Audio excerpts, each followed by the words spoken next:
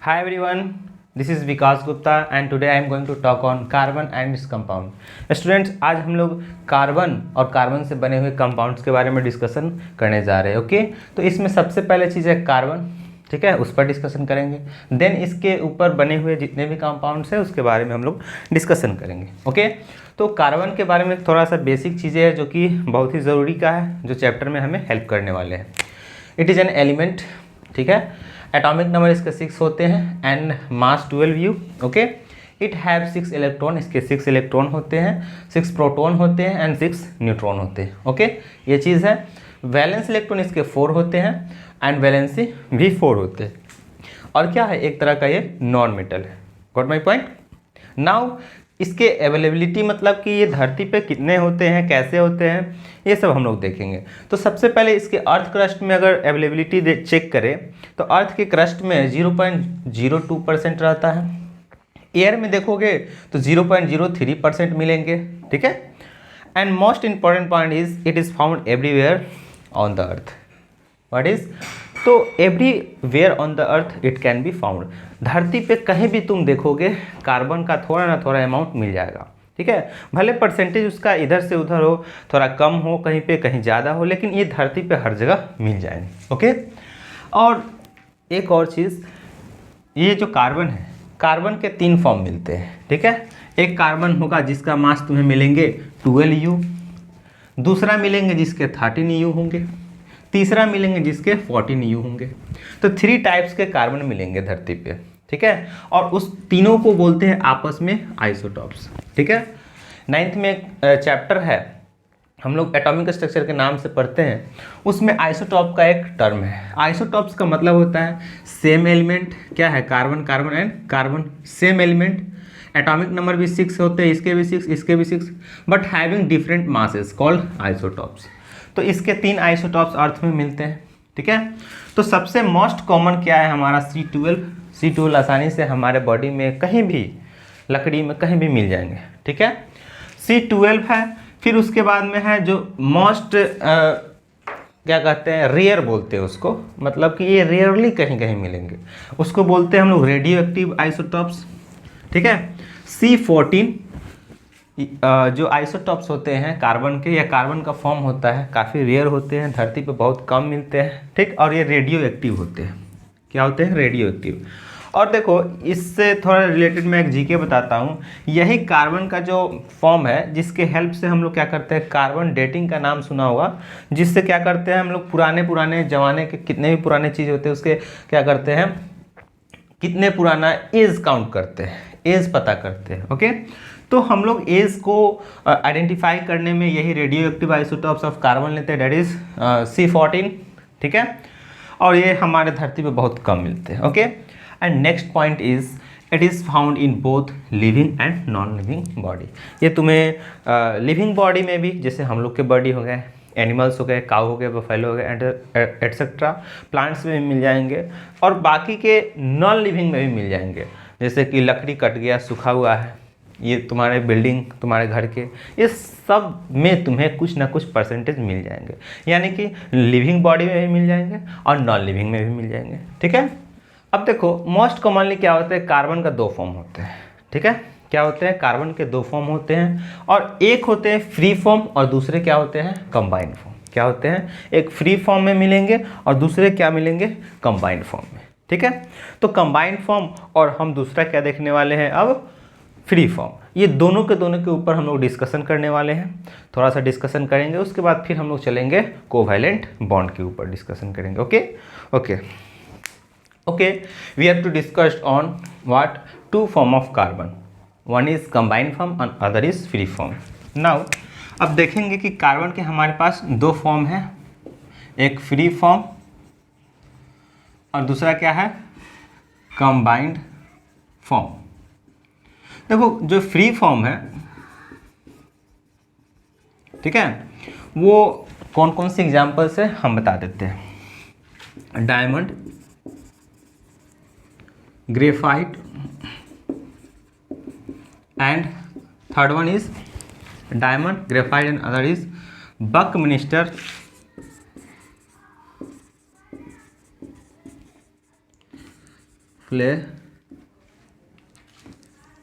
Florence, ठीक है। तो 3 फॉर्म है कार्बन जो फ्री फॉर्म में होते हैं, वो 3 फॉर्म में एग्जिस्ट करते हैं। वो एक डायमंड के, दूसरा ग्रेफाइट में, तीसरा बकमिस्टर फ्लोरेंस, ठीक। अब देखो ये फ्री फॉर्म के क्या मतलब है। कार्बन अगर फ्री फॉर्म बोले तो इसका क्या मीनिंग आता है। तो इसके मीनिंग आता है कि ये जो डायमंड है या ग्रेफाइट है या बकमिस्टर फ्लोरेंस है, ठीक है, ये सब में only and only carbon atom हो, ठीक है। क्या हो? Only and only carbon atom, okay. तो वैसा फॉर्म जिसमें सिर्फ और सिर्फ कार्बन एटम हो, वैसे फॉर्म को फ्री फॉर्म कहते हैं। और दूसरा होता है कंबाइंड फॉर्म। इसको जब डायमंड को चेक करोगे तो उसमें सिर्फ और सिर्फ कार्बन मिलेगा। ग्रेफाइट को चेक करोगे जो तुम्हारे पेंसिल में मिलते हैं, वो सिर्फ और सिर्फ कार्बन से बनते हैं। बकमिस्टर फ्लोरेंस का भी वही हाल है, ठीक है। तो अब है कंबाइंड फॉर्म। ये कंबाइंड फॉर्म कैसे मिलते हैं? तो कंबाइंड फॉर्म का मतलब क्या होता है, सो समझो। यहाँ पे जो हमारा है CO2 और H2CO3 या हमारे पास HCOOH, ये 3 जो हम लिखे, और भी एग्जाम्पल हो सकते हैं। तो इसमें क्या तुम देख रहे हो कि कार्बन क्या हो रहा है, दूसरे एलिमेंट के साथ है। कार्बन के साथ में दूसरे कोई एटम्स आकर जुड़े हुए हैं। इसके मतलब क्या कि कार्बन अकेला नहीं है। यहाँ क्या देख रहे थे, ये डायमंड देखो, ग्रेफाइट देखो या बकमिस्टर फ्लोरेंस, सब में क्या है, कार्बन, सिर्फ और सिर्फ कार्बन होगा, ठीक। लेकिन ये तीनों जो देख रहे हो, इसमें कार्बन के अलावे अदर्स एटम है, ठीक है, दूसरे एटम है। तो यहाँ पे कार्बन अकेले नहीं है, दूसरे के साथ है, इसी को कहते हैं कंबाइंड फॉर्म। मतलब कि when carbon is found with other element called as combined form. क्या कहते हैं? कंबाइंड फॉर्म, ठीक है। तो समझ में आ गई कंबाइंड फॉर्म और फ्री फॉर्म, ओके। तो अब हम लोग नेक्स्ट चीज़ डिस्कस करने जा रहे हैं, और वो क्या है, कोवैलेंट बॉन्ड, ओके। तो अब हम लोग समझने जा रहे हैं कोवैलेंट बॉन्ड। कोवैलेंट बॉन्ड, ठीक है। देखो ये कोवैलेंट बॉन्ड 2 वर्ड से मिलकर बना है, को प्लस वैलेंट, ठीक है। को का मतलब होता है साथ, और वैलेंट एक वर्ड से आया है वैलेंसी, ओके। तो बनता है कोवैलेंट, ठीक है। देखो इसमें होता क्या है एक्चुअली कि 2 एटम्स जो होते हैं उसके वैलेंसी इन्वॉल्व होते हैं टू फॉर्म कोवैलेंट बॉन्ड, ठीक। इसमें क्या होगा, जैसे एक एटम A है, दूसरा एटम B है, तो मान लो कि इसकी वैलेंसी 1 है, इसका भी वैलेंसी 1 है, ठीक है। तो क्या होगा कि यहाँ पे क्या होगा, इसका वैलेंसी और इसका वैलेंसी साथ में आएगा। क्या होगा, इसका वैलेंसी और इसका वैलेंसी दोनों साथ में आएगा, और दोनों साथ में आने के बाद में एक बॉन्ड बनेगा, ठीक है, जिस बॉन्ड का हम लोग नाम रखते हैं कोवैलेंट बॉन्ड। क्या नाम रखते हैं? Covalent bond. मतलब कि इस एटम का दोनों का क्या हुआ, वैलेंसी साथ में आया, और आने के बाद में क्या बना, एक बॉन्ड बना, इसीलिए उसका नाम पड़ा है कोवैलेंट बॉन्ड, ठीक है। क्योंकि वैलेंसी से वैलेंट और को साथ साथ, दोनों का वैलेंसी साथ में आया और दोनों से बना क्या, कोवैलेंट बॉन्ड, ठीक है। अब देखो ये A और B है, इसके जगह पर क्या हो सकता है, एटम हो सकता है। A और B के जगह पर सेम एटम भी हो सकता है, डिफरेंट एटम भी हो सकता है। जैसे देखो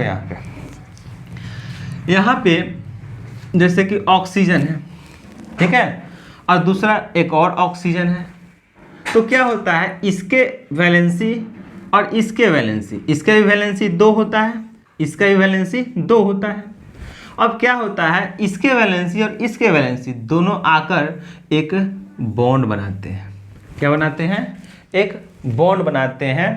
और कैसे बनाते हैं? तो दोनों साथ साथ आकर बनाते हैं, दोनों साथ साथ आकर बॉन्ड बनाए, इसीलिए क्या बोलते हैं हम लोग? Covalent bond. क्या बोलते हैं? Covalent bond. ठीक है। अब देखो ये जो कोवैलेंट बॉन्ड बना, अब ये कार्बन में भी बनता है। किस में बनता है? कार्बन में भी।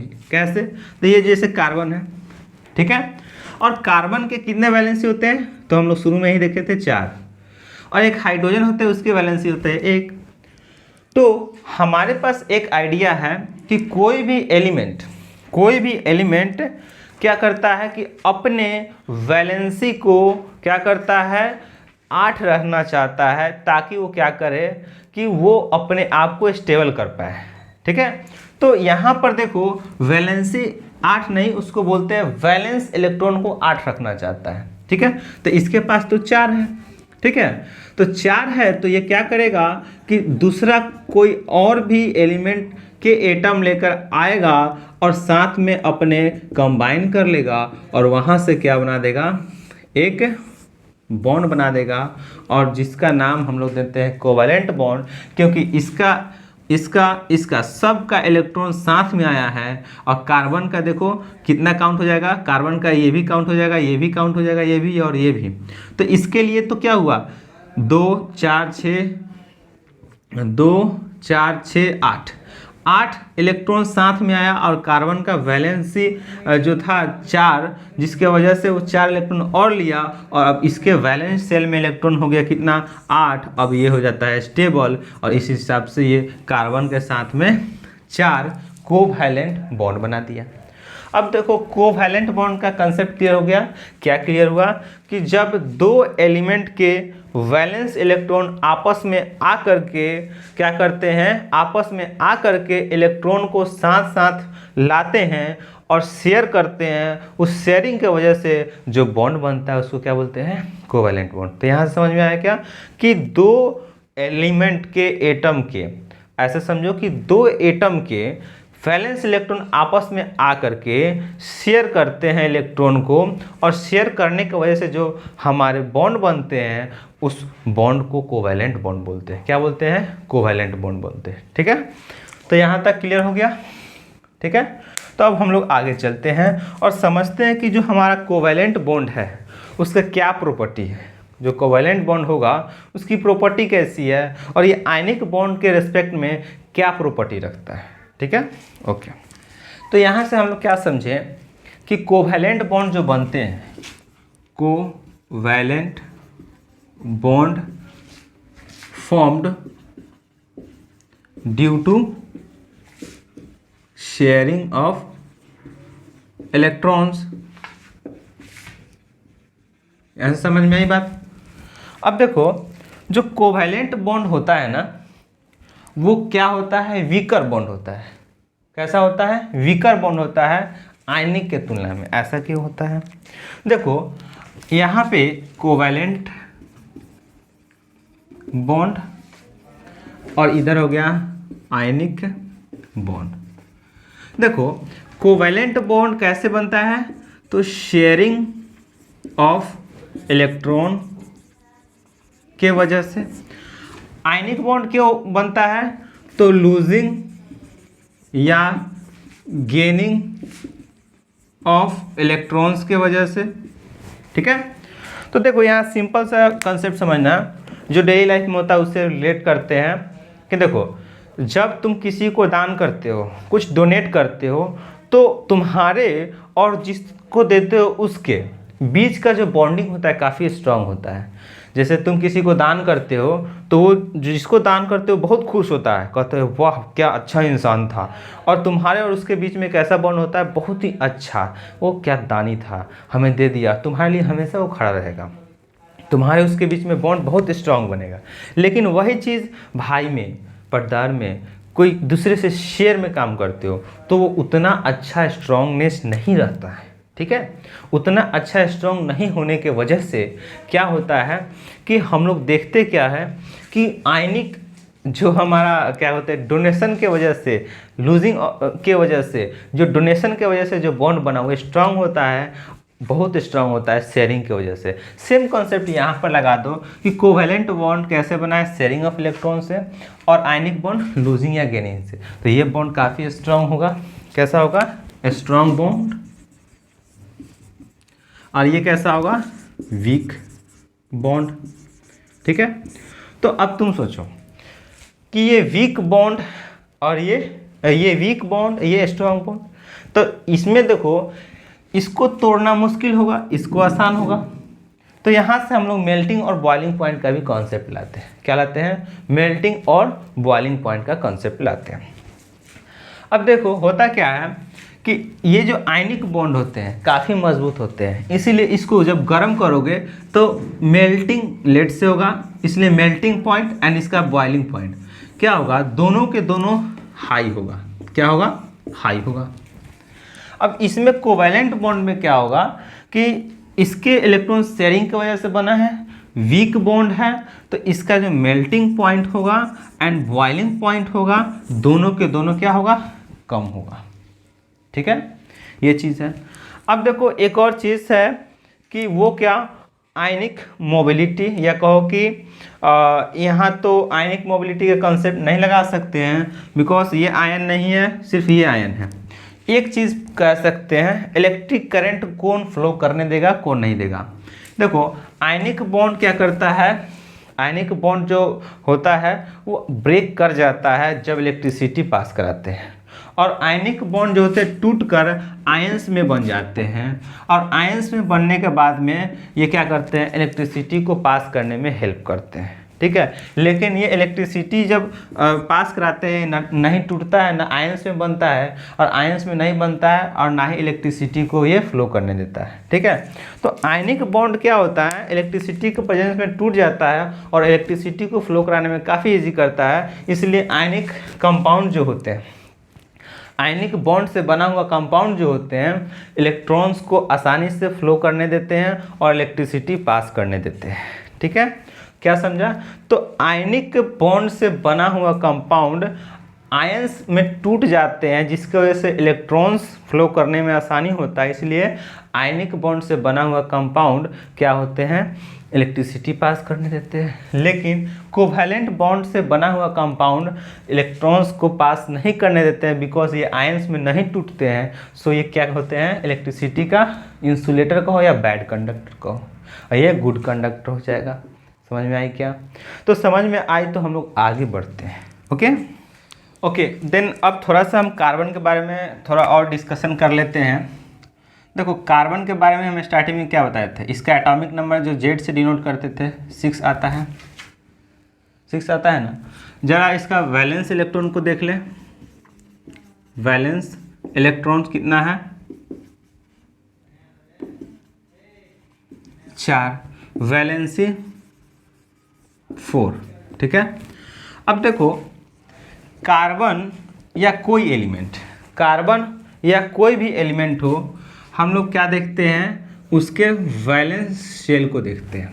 ठीक है, देखो ये के सेल या एल सेल, पहला सेल दूसरा सेल। ठीक, अब देखो जो आउटर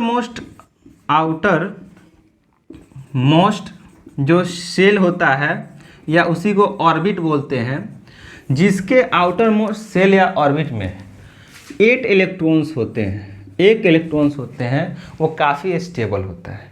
ठीक है, जो अपने वैलेंस सेल में, या आउटर मोस्ट सेल का हो या वैलेंस सेल का हो, दोनों एक ही चीज़ है, अपने वैलेंस सेल या आउटर मोस्ट सेल में 8 इलेक्ट्रॉन रखते हैं, वो काफ़ी स्टेबल होते हैं। और जो नहीं रखते हैं, 7 रखे, 6 रखे, 4 रखे, वो क्या होते हैं? अनस्टेबल होते हैं, अनस्टेबल होते हैं। तो हर एलिमेंट को देखोगे जो अपने वैलेंस सेल में 8 इलेक्ट्रॉन नहीं रखते हैं, वो रखने का प्रयास करते हैं। ठीक है, क्या करते हैं? रखने का प्रयास करते हैं। ठीक, और जब रखने का प्रयास करते हैं, उसी के वजह से इलेक्ट्रॉन लूज भी होता है। क्या होता है? लूज भी होता है, गेन भी होता है, और शेयर भी होता है। क्या होता है? शेयर होता है। ठीक, तो हम लोग क्या देख लिए हैं, आयंस के बारे में नॉन मेटल और मेटल्स में देख चुके हैं, उसमें शेयर और लॉस हो रहा था। ठीक, अब हम लोग देखने वाले हैं शेयर वाले कंसेप्ट को। क्या देखेंगे, शेयर करके कैसे किसी भी एलिमेंट के जो एटम होते हैं उसके वैलेंस शेल में 8 इलेक्ट्रॉन को कैसे कंप्लीट करते हैं। ठीक है, और 8 इलेक्ट्रॉन जब कंप्लीट हो जाएंगे तो कैसा हो जाएगा, स्टेबल हो जाएगा। ठीक है, तो अब वही चीज़ हम लोग देखने वाले हैं कि कैसे किसी भी एलिमेंट के स्पेशली कार्बन के जो 4 वैलेंस इलेक्ट्रॉन है उसके वैलेंस शेल में, तो कैसे 4 और इलेक्ट्रॉन देंगे तब जाके शेयर के वजह से वो स्टेबल होगा। और यहाँ ये भी देखेंगे कि कार्बन क्यों इलेक्ट्रॉन ना लॉस करेगा ना गेन करेगा, 2 चीज़ देखेंगे। यानी कि वाई कार्बन C4+ या C4- बनाएगा, क्यों नहीं बनाएगा, ये चीज़ हम लोग को यहाँ देखना है। बहुत बड़ा कंसेप्ट है इसमें। ठीक है, चलो हम लोग इसको समझते हैं। ओके, तो अब हम लोग देखेंगे क्यों C4+ या C4- नहीं बनता है। ठीक है, तो चलो हम लोग थोड़ा सा डिस्कशन करते हैं कार्बन के एटम के स्ट्रक्चर पे। ठीक, तो हमारे पास ये कार्बन पहला दूसरा, कार्बन का पहला शेल, ये दूसरा शेल, ये कार्बन के एटॉमिक नंबर 6, इसके इलेक्ट्रॉन 6, तो इसका इलेक्ट्रॉन पहले ऑर्बिट में कितना होगा 2, दूसरे में 4, दूसरे में 4।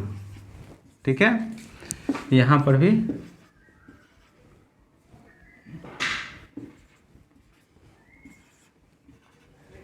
देख लिए। तो इसमें देख रहे हो दोनों के दोनों साइज सिमिलर मान के चलना है। तो क्यों 4+ और क्यों 4- नहीं बना सकता है, देखो फर्स्ट ऑफ ऑल तो साइज जो होता है, साइज ऑफ कार्बन एटम क्या होते हैं, स्मॉल होते हैं। देखो स्मॉल होने के वजह से क्या होते हैं, स्मॉल होने के वजह से न्यूक्लियस और ऑर्बिट के बीच में, न्यूक्लियस या ऑर्बिट उसी को शेल बोलते हैं, उसके बीच डिस्टेंस कम होता है, उसके बीच डिस्टेंस कम होता है। कम होने के वजह से इलेक्ट्रॉन क्या होते हैं, अच्छे से बाइंडेड होते हैं। न्यूक्लियस से इलेक्ट्रॉन अच्छे से बाइंडेड होते हैं, मतलब कि ये electron minus charge minus charge minus charge, बीच में क्या है प्लस चार्ज। तो प्रोटॉन भी हमारा 6 है और 6 इलेक्ट्रॉन है, तो अच्छे से क्या होगा, बाइंडेड होगा। ठीक है, यहाँ भी वही हालात है। तो मान लेते हैं कि एक बार इलेक्ट्रॉन को निकालने का प्रयास करते हैं, इससे इलेक्ट्रॉन निकालने का प्रयास करते हैं। तो देखो जैसे ही एक इलेक्ट्रॉन को निकालोगे, क्या करोगे, जैसे ही एक इलेक्ट्रॉन को निकालोगे तो इस कंडीशन में, पहले वाले कंडीशन, ये दूसरा कंडीशन बना लेते हैं। ठीक है, तो पहले वाले कंडीशन में देखोगे अभी इलेक्ट्रॉन कितना है 6, प्रोटॉन कितना है 6। ठीक है, तो अब इस कंडीशन में क्या करते हो कि एक इलेक्ट्रॉन को निकालते हो, तो इलेक्ट्रॉन कितना हो जाएगा 5 इलेक्ट्रॉन, प्रोटॉन कितने हो जाएंगे, उतना ही रहेंगे 6 प्रोटॉन, कितना हो जाएंगे 6 प्रोटॉन। इसके वजह से -5 चार्ज, इसके वजह से +6 चार्ज, इसका ओवरऑल चार्ज कितना हो जाएगा, इसका ओवरऑल चार्ज +1। ठीक है, अब देखो एक इलेक्ट्रॉन को जब लूज करते हो तो यहाँ इलेक्ट्रॉन की संख्या कितना हो गया 5। ठीक है, तो कार्बन 1+ बन गया। अब देखो जैसे ही कार्बन 1+ बन गया, मतलब क्या कि ये बता रहा है कि एक इलेक्ट्रॉन को लूज कर दिया गया, नेट चार्ज +1 आया क्योंकि एक इलेक्ट्रॉन की कमी है। अब देखो यहाँ पे अब हो जा रहा है 6 प्रोटॉन और 5 इलेक्ट्रॉन। अब देखो प्रोटॉन उतना ही है, इलेक्ट्रॉन घट गया, तो अब जो फर्दर इलेक्ट्रॉन है उसको ये प्रोटॉन अच्छे से पकड़ के रखेगा, इसलिए अब इससे एक और इलेक्ट्रॉन निकालेंगे तो निकालना काफ़ी मुश्किल हो जाएगा, और इस तरह से आगे और 2-3 निकालेंगे तो नामुमकिन सा होगा। इसलिए कार्बन का 4+ बनाना काफ़ी मुश्किल है, इसलिए हम लोग बोलते हैं कार्बन 4+ नहीं बना सकता है। दूसरा कंडीशन देख लेते हैं, कार्बन 4- क्यों नहीं बनाएगा। तो हम लोग पहले से जानते हैं क्या है, इसका साइज क्या है, छोटा है। क्या है, साइज छोटा है। जैसे ही एक इलेक्ट्रॉन को डालोगे, ठीक है। तो ये साइज छोटे होने की वजह से इलेक्ट्रॉन का जो है, जैसे देखो ये बड़ा बनाया है, लेकिन जैसे ऐसे चेक करो कि छोटा बनाते तो इलेक्ट्रॉन पास पास में होता। इलेक्ट्रॉन पास पास में मतलब कि electron minus charge, electron minus charge, इसमें रिपल्सन होता, electronic repulsion, electron minus charge और इलेक्ट्रॉन माइनस चार्ज दोनों में रिपल्सन। और ऊपर से आप क्या कर रहे हो कि और इलेक्ट्रॉन को डाल रहे हो, क्या कर रहे हो, और इलेक्ट्रॉन को डाल रहे हो। जब इलेक्ट्रॉन और डाल रहे हो तो इलेक्ट्रॉन और इलेक्ट्रॉन में रिपल्सन और बढ़ जाएगा। क्या करेगा, रिपल्सन और बढ़ जाएगा। प्रोटॉन हमारे पास 6 ही है, इलेक्ट्रॉन क्या हो जा रहा है, 7 हो जा रहा है। अब 7 से 8 कर रहे हो, 8 से 9 कर रहे हो, इस तरह से इलेक्ट्रॉन को और डाले जा रहे हो। और प्रोटॉन के पास उतना अब क्षमता नहीं है कि क्या कर सकता है, और इलेक्ट्रॉन को, ये जो हमारे पास 6 पहले से है उसके अलावा और इलेक्ट्रॉन को बढ़िया से कैप्चर कर सके। ठीक है, तो इसके पास कैपेसिटी नहीं होता है, इसीलिए क्या कहते हैं कि जब इलेक्ट्रॉन डालते हैं तो इसकी इलेक्ट्रॉन संख्या बढ़ जाता है, और रिपल्सन बढ़ने की वजह से क्या होता है, अनस्टेबिलिटी आने लगता है एटम के पास, इसीलिए 4- भी नहीं बना सकता है। तो अब 4- भी नहीं बना पाया और 4+ भी नहीं बना पाया, दोनों नहीं बना, प्लस वाला भी और माइनस वाला भी दोनों नहीं बना। तो रीज़न जान गए क्यों, यहाँ पे इलेक्ट्रॉन निकालना मुश्किल, यहाँ पे इलेक्ट्रॉन डाले तो अनस्टेबल होने लगा। ठीक है, तो अब हम लोग जानेंगे क्या कि कैसे इलेक्ट्रॉन ये शेयर करता है। Okay, let me rub this. अब देखो, कार्बन तो इलेक्ट्रॉन न गेन कर सकता है ना लूज कर सकता है। तो कार्बन क्या कर सकता है, carbon share electrons to complete their 8 electrons in their valence shell. ठीक है, तो यहाँ पे कार्बन क्या करेगा, अपना इलेक्ट्रॉन को शेयर करेगा, और शेयर करने की वजह से उसके 8 इलेक्ट्रॉन हो जाएंगे वैलेंस शेल में, और वो क्या हो जाएगा, स्टेबल हो जाएगा। देखो, जब इलेक्ट्रॉन शेयर होता है ना, ठीक है, सपोज ए और बी में शेयर हुआ इलेक्ट्रॉन, एक इलेक्ट्रॉन का। ठीक है, तो शेयर होने के वजह से क्या होता है कि दोनों पास में आता है, ये भी आगे कहता है एक कदम तुम आगे बढ़ो एक कदम हम, दोनों आगे बढ़ता है, और शेयरिंग के बाद बीच में इलेक्ट्रॉन हो जाता है ए और बी। और ये इलेक्ट्रॉन का अधिकार इस पे भी होता है, और ये इलेक्ट्रॉन का अधिकार इस पर भी होता है। ठीक है, दोनों पर अधिकार सेम होता है इलेक्ट्रॉन का, यानी कि ए का भी उतना ही अधिकार है, बी का भी उतना ही अधिकार है। ठीक है, शेयरिंग इसी तरह से होता है। वैसे ही कार्बन के केस में देखो तो इसके कितने हैं, 4 वैलेंस इलेक्ट्रॉन है। ठीक है, और ये 4 इलेक्ट्रॉन शेयर होगा। ठीक है, और 4 इलेक्ट्रॉन जब शेयर होगा तो इसके और भी कोई देने वाले होंगे, तो 4 शेयर होगा, तो मान लेते हैं किसी से शेयर किया, इधर से इधर से इधर से इधर से।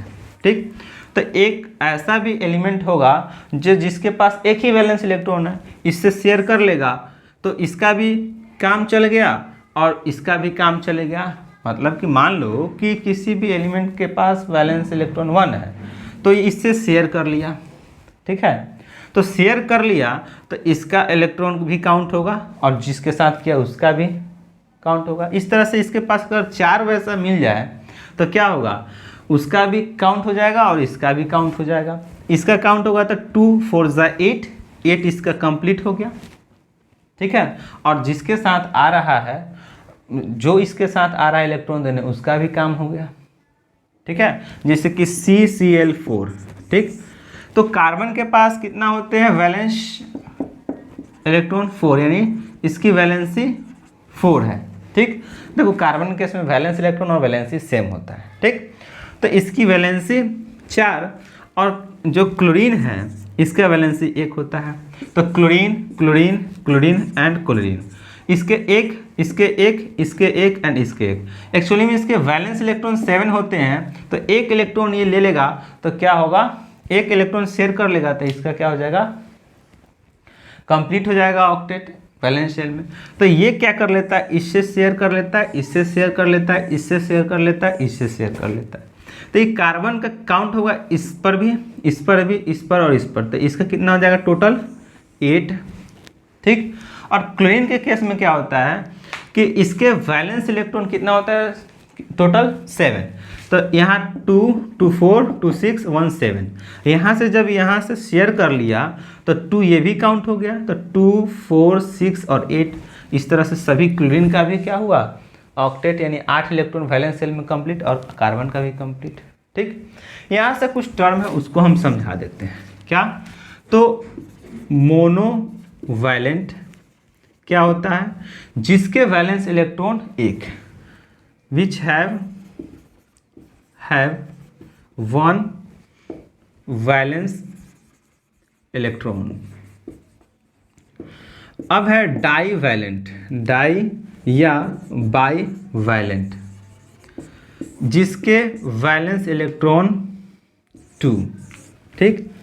और एक होता है ट्राई वैलेंट, जिसके वैलेंस इलेक्ट्रॉन 3, ठीक है, वैलेंस इलेक्ट्रॉन नहीं, वैलेंसी 3, ठीक। जिसकी वैलेंसी 1 मोनोवैलेंट, जिसकी वैलेंसी 2 बाई या डाई वैलेंट, जिसकी वैलेंसी 3 ट्राईवैलेंट, जिसकी वैलेंसी 4, वैलेंसी 4 इसको कहेंगे टेट्रावैलेंट। क्या कहेंगे, टेट्रावैलेंट कहेंगे, ठीक। तो पता चल गया, मोनोवैलेंट जिसकी valency 1, divalent 2, trivalent 3, tetravalent 4। Okay, तो यहाँ से ये चीज़ क्लियर हो गया। तो ये अब हम लोग समझने जा रहे हैं कार्बन के केस में। अभी थोड़ा कार्बन के बारे में डिस्कस कर लेते हैं, फिर और भी डिस्कस करेंगे। यहाँ देखो, अभी हम कह रहे हैं कि अगर मान लो कि तुम्हारे पास कार्बन है, अभी हम क्या कह रहे हैं कि शेयरिंग के वजह से कार्बन में बॉन्ड दिखाना चाह रहे हैं। क्या चाह रहे हैं, शेयरिंग के वजह से कार्बन में बॉन्ड, ठीक है। तो यहाँ देखो, ओके, तो हम क्या कह रहे हैं, शेयरिंग के वजह से किस प्रकार से किसी का वैलेंस इलेक्ट्रॉन जो होते हैं 8 हो जाता है, जिसके वजह से वो उसका एटम जो होते हैं स्टेबल हो जाते हैं, वो चीज़ हम बताने का प्रयास करें। जैसे कार्बन के केस में देख रहे थे क्या, कि कार्बन अपने आप क्या है, टेट्रावैलेंट है। क्या है, टेट्रावैलेंट है, मतलब इसके 4 वैलेंस इलेक्ट्रॉन है और साथ में वैलेंसी भी 4 है। तो इसका वैलेंसी 4 होने की वजह से क्या टेट्रावैलेंट है, ठीक। तो 4 इलेक्ट्रॉन को ये शेयर करेगा। क्या करेगा, ना डोनेट करेगा ना लॉस करेगा, शेयर करेगा। अभी ना पढ़े 4 + 4 - क्यों नहीं बनेगा। तो इसके वजह से हम लोग देखेंगे क्या कि ये शेयर करेगा। तो अगर मान लेते हैं कि कोई दूसरा मोनोवैलेंट आ जाए, ऐसा है जो एक ही उसके वैलेंसी हो और वो इसके साथ में शेयर कर सकता हो, जैसे कि क्लोरीन मोनोवैलेंट है, ठीक। Chlorine monovalent, chlorine monovalent, chlorine monovalent. अब इसके साथ शेयर कर लेगा इस तरह से। जब शेयर करेगा तो ये देखो, ये मोनोवैलेंट है, ये इसका भी कंप्लीट हो जाता है। इसके वैलेंस इलेक्ट्रॉन कितना होता है, 7 होता है।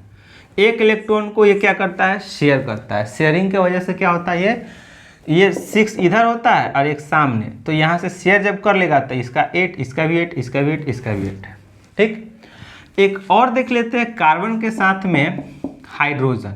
हाइड्रोजन क्या है, एक मोनोवैलेंट है। हाइड्रोजन एंड हाइड्रोजन, हाइड्रोजन क्या है, मोनोवैलेंट है। ये कैसे बनाया होगा, तो ऐसे शेयर करके, ठीक है।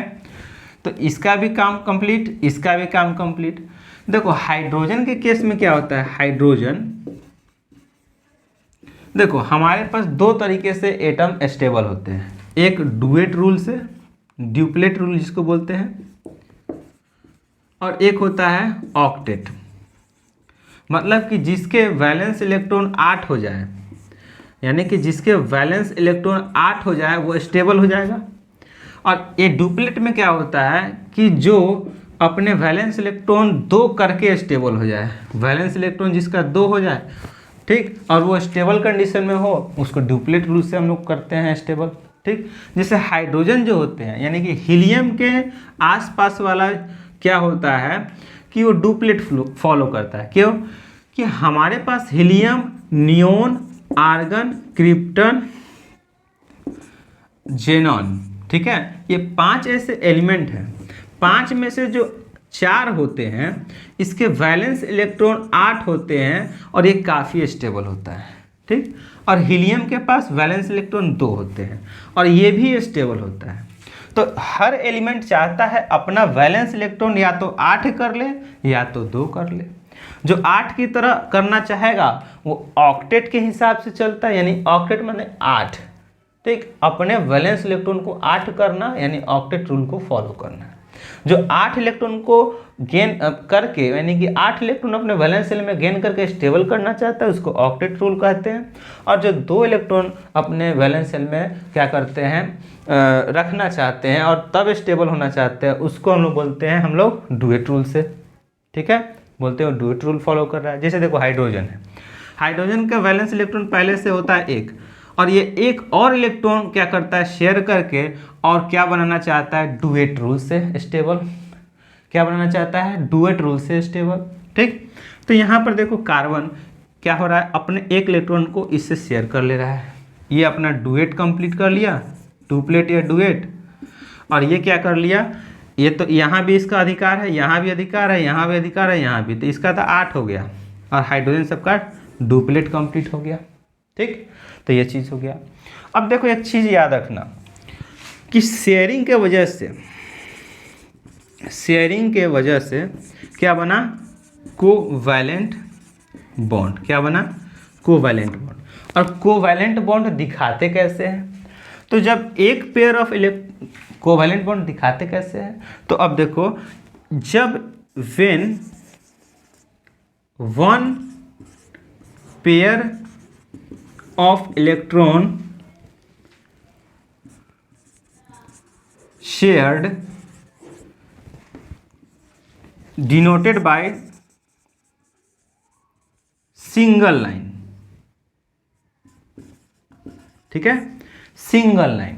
तो जब एक पेयर ऑफ इलेक्ट्रॉन शेयर होता है, ठीक है, जब एक पेयर ऑफ इलेक्ट्रॉन शेयर होता है तो क्या होता है उससे हम लोग एक सिंगल लाइन से दिखाते हैं और शेयरिंग की वजह से क्या होता है कोवैलेंट बनता है और इसी को बोलते हैं हम लोग सिंगल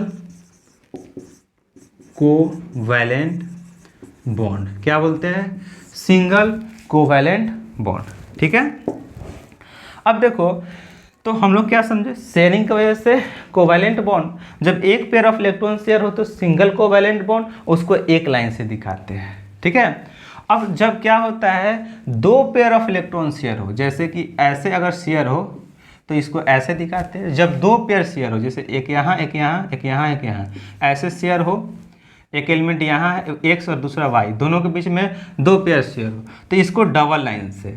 अगर 3 पेयर ऑफ एक्स और वाई के बीच में हो रहा है शेयर ऐसे ऐसे तो इसको हम लोग दिखाते हैं ट्रिपल बॉन्ड से, ठीक है।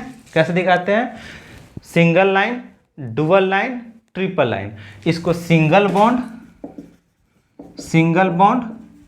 इसको डबल बॉन्ड और इसको ट्रिपल बॉन्ड।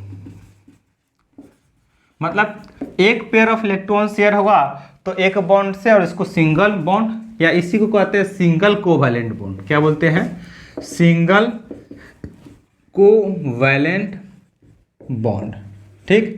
इसको डुअल कोवैलेंट बॉन्ड या डुअल बॉन्ड, इसको ट्रिपल कोवैलेंट बॉन्ड या ट्रिपल बॉन्ड के नाम से जानते हैं, ठीक है। यहाँ तक क्लियर है। तो अब हम लोग आगे बढ़ते हैं।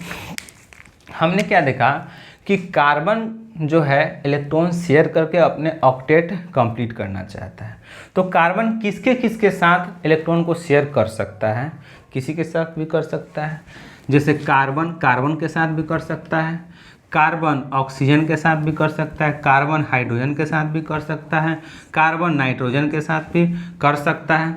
यानी कि कार्बन खुद के साथ भी इलेक्ट्रॉन को शेयर कर सकता है या अदर देन कार्बन भी कर सकता है।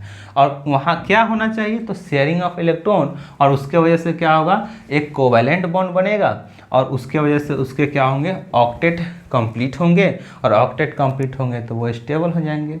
जैसे देखो कार्बन कार्बन के बीच कैसे हुआ तो देखो यहाँ पे कार्बन एक कार्बन के साथ में क्या हुआ सिंगल बॉन्ड बना लिया। कैसे तो यहाँ पे एक पेयर ऑफ इलेक्ट्रॉन ऐसे शेयर किया तो कार्बन कार्बन के बीच में एक सिंगल बॉन्ड बन गया।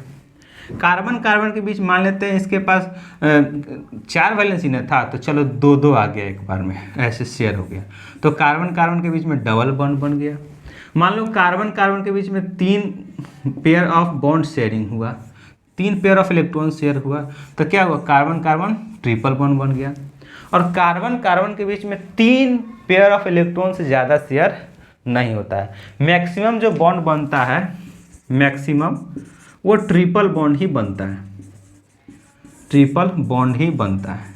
ठीक है, तो ये बात रहा कि कार्बन कार्बन के बीच भी इलेक्ट्रॉन शेयर हो सकता है, कार्बन कार्बन के बीच सिंगल भी हो सकता है, डबल भी हो सकता है, ट्रिपल भी हो सकता है। फिर देखें क्या कार्बन के अलावा दूसरे ऑक्सीजन भी आ सकते हैं, हाइड्रोजन भी आ सकते हैं, नाइट्रोजन भी आ सकते हैं। ठीक, तो अब हम लोग देखने जा रहे हैं कि कैसे हमारे सेम एलिमेंट के बीच में इलेक्ट्रॉन शेयर हो सकता है। जैसे कि यहाँ पे देखो हाइड्रोजन हाइड्रोजन के बीच में, कैसे डिफरेंट एलिमेंट के बीच में इलेक्ट्रॉन शेयर करके हमारा कोवैलेंट बॉन्ड बना रहा है, साथ में ऑक्टेट भी कंप्लीट हो रहा है। ठीक है, तो अब हम लोग यही देखने वाले हैं कि जरूरी नहीं है कार्बन, अब कोवैलेंट बॉन्ड देखेंगे कैसे बन रहा है शेयरिंग की वजह से, और उसके ऑक्टेट भी कंप्लीट हो रहे होंगे, कहीं डुएट भी कंप्लीट हो रहे होंगे, और साथ में कार्बन का भी देखेंगे कैसे कार्बन दूसरे एटम के साथ में इलेक्ट्रॉन को शेयर करके अपना ऑक्टेट कंप्लीट कर रहे हैं। ठीक है, चलो अभी देखने वाले हैं हम लोग covalent bond in same type of atoms. ठीक, तो अब देखेंगे हम लोग H2 कैसे बना होगा। H2 same type of atom है, दोनों, इसमें कोई दूसरा नहीं है। तो देखो ये कैसे बना होगा, तो हाइड्रोजन के लिए हाइड्रोजन के 1 इलेक्ट्रॉन होते हैं उसके वैलेंस शेल में, दूसरे हाइड्रोजन भी उसके भी 1। तो ये हुआ क्या होगा कि ये डुएट कंप्लीट किया हुआ, क्यों, क्योंकि ये हीलियम के पास में है। हीलियम कितने नंबर पे होते हैं, 2, और ये कितने नंबर पे होते हैं, तो 1 नंबर। तो 1 इलेक्ट्रॉन इधर से बढ़ा, 1 इलेक्ट्रॉन इधर से बढ़ा, दोनों बढ़ के एक क्या हुआ, इलेक्ट्रॉन पास में आ गया, और दोनों से मिलकर एक बना समझ, एक अंडरस्टैंडिंग, एक बॉन्ड, जिसको बोला हम लोग कोवैलेंट बॉन्ड। और कैसा बना, तो दोनों के बीच में एक पेयर ऑफ इलेक्ट्रॉन का शेयरिंग हुआ, जिसको हम लोग बोल रहे हैं कोवैलेंट बॉन्ड। और वो भी कैसा, सिंगल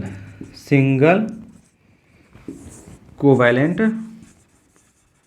बॉन्ड।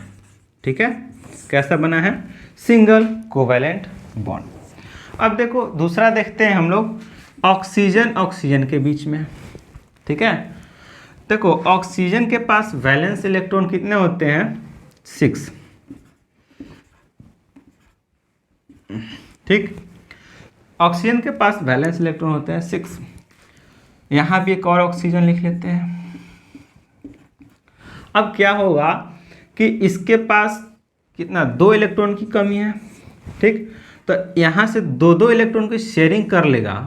ठीक है, एक साथ में नहीं करता, एक बार में 1 फिर दूसरे बार में 2, तो क्या हो जाएगा 2 to 4 to 6 to 8, इसका भी ऑक्टेट कंप्लीट, इसका भी ऑक्टेट कंप्लीट। ठीक है, तो यहाँ से तुम क्या देख रहे होगे कि यहाँ पे हम लोग ये डॉट डॉट दिखा रहे हैं। अब ये जो हम लोग एक प्रोसेस अपनाते हैं, एक प्रोसीजर अपनाते हैं कि जब when valency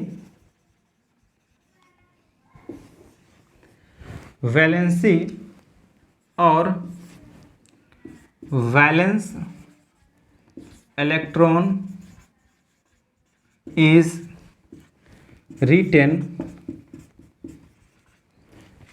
around the atom in the form of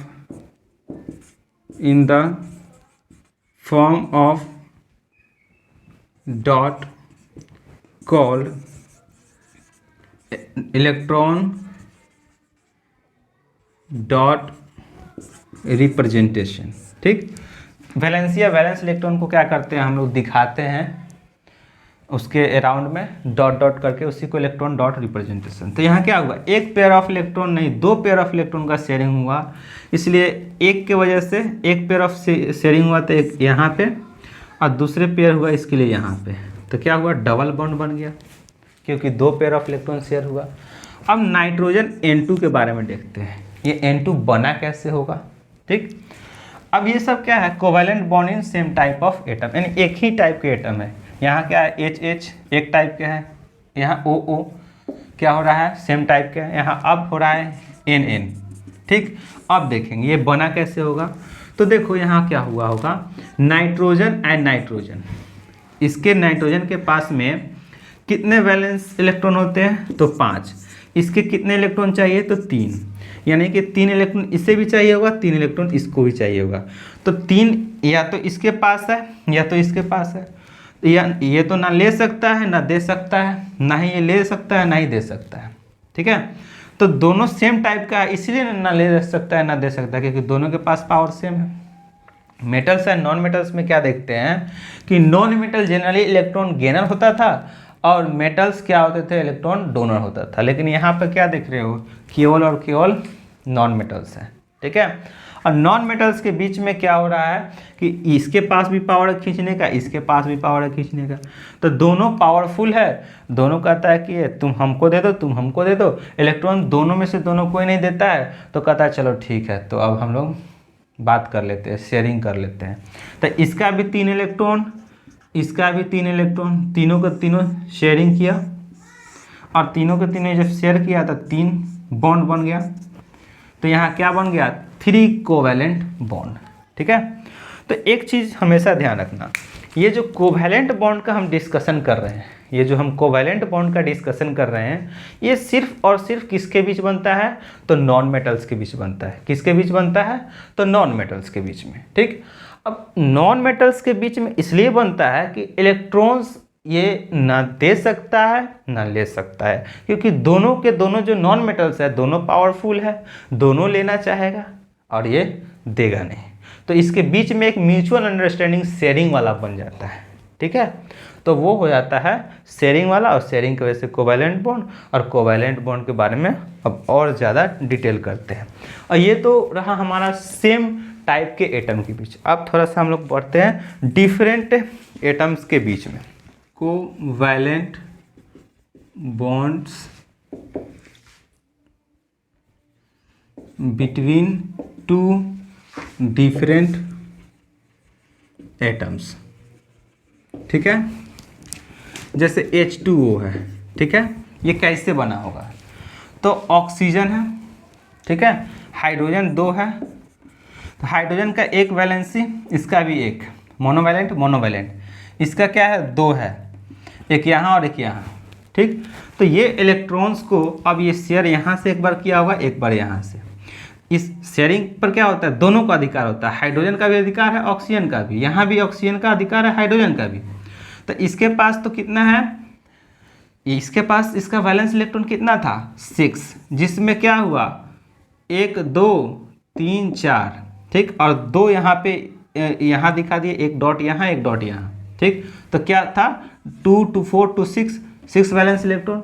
अब इसको चाहिए 2 और, तो एक यहाँ से शेयरिंग कर लिया, एक यहाँ से। अब शेयरिंग कर लिया तो 2 2 4 2 6 2 8, क्योंकि ऑक्सीजन का अधिकार यहाँ भी, तो इसका भी इलेक्ट्रॉन काउंट, इसका भी, तो ऑक्सीजन का अब हो जाएगा 8।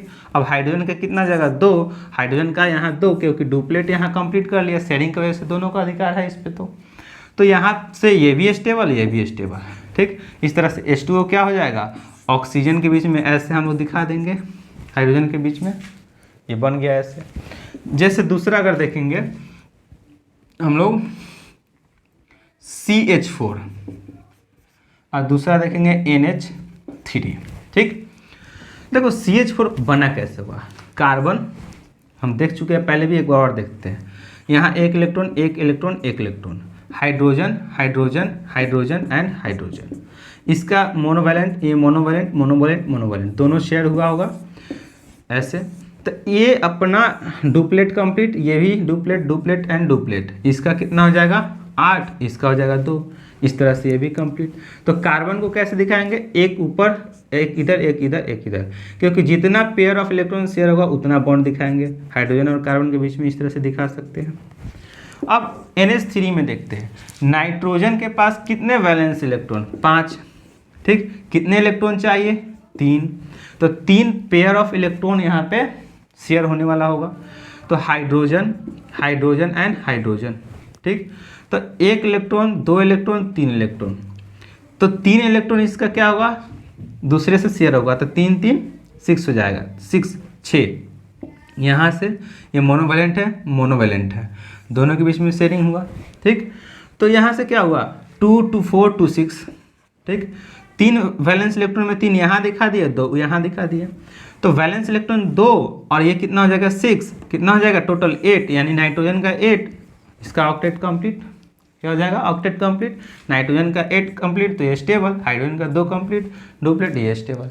तो इस तरह से हमारा क्या होता है, कोवैलेंट बॉन्ड बना होता है शेयरिंग की वजह से होमो एटॉमिक यानी सेम काइंड ऑफ एटम के बीच में, और एक होता है डिफरेंट एटम के बीच में। देखो, एक होता है होमो एटॉमिक, एक होता है हेट्रो एटॉमिक। होमो एटॉमिक का मतलब होता है सेम एटम। हेट्रो एटॉमिक का मतलब होता है डिफरेंट एटम, ठीक है। जैसे कि O2 क्या है, होमो एटॉमिक है, एक टाइप के एटम है। H2 क्या है, हेट्रो एटॉमिक है, हाइड्रोजन और ऑक्सीजन है, ठीक है। तो ये कह सकते हो कि covalent bond between hetero atomic atoms, और पहले वाला होमो एटॉमिक, ठीक है।